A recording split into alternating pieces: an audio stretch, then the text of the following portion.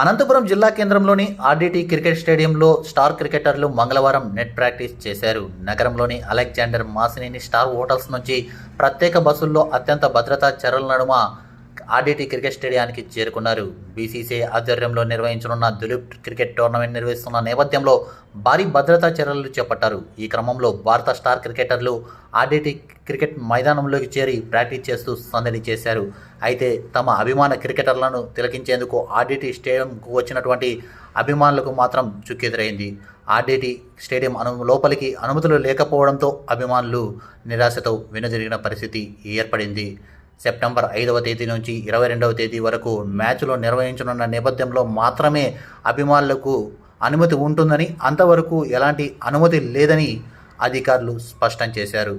అయితే స్టార్ క్రికెటర్లు మాత్రం క్రీడా మైదానంలో ప్రాక్టీస్ చేస్తూ సందడి చేశారు.